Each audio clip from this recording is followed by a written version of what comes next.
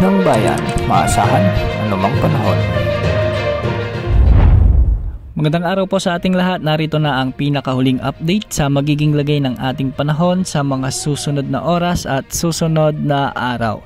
Sa kasalukuyan patuloy pa rin nating minomonitor ang bagyong Waning at huli itong namataan sa layong 555 kilometers silangan hilagang silangan ng Itbayat, Batanes. Taglay pa rin nito ang lakas ng hangin na maabot sa 55 kilometers per hour malapit sa gitna at pagbugsong maabot sa 70 kilometers per hour. Sa ngayon, kumikilos ito ng mabagal ng pahilaga. Sa mga susunod na oras ay inaasang makakalabas na ito sa ating area of responsibility at wala na rin itong magiging direktang epekto sa anumang bahagi ng ating bansa. Hindi na rin ito nakikitang lalakas habang ito ay papalayo sa ating kapuluan. Samantala dahil naman sa easterlies, asahan pa rin ang maulap na kalangitan na may mga kalat-kalat na pagulan sa Eastern Visayas, Caraga, Northern Mindanao, Davao Region at Zamboanga Peninsula. Kaya pinag-iingat pa rin natin ang ating mga kababayan sa mga lugar na ito sa banta ng mga pagbaha o pagguho ng lupa, lalo na kung may mga umiiral na severe thunderstorms. Para naman sa Ilocos Region,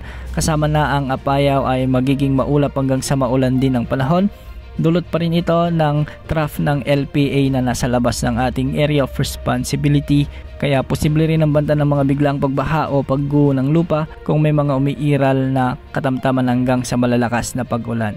Sa Metro Manila at nalalabing bahagi ng bansa ay localized thunderstorms naman ang umiiral na siyang nagdadala rin ng bahagyang maulap hanggang sa maulap na kalangitan na kung minsan ay nagdadala ng mga severe thunderstorms. Posible rin ang banta ng mga biglang pagbaha o pagguho ng lupa. Samantala habang papalayo si Bagyong Waning sa ating kapuluan ay isang panibagong sama ng panahon naman ang inaasahang papasok sa ating area of responsibility sa mga susunod na araw.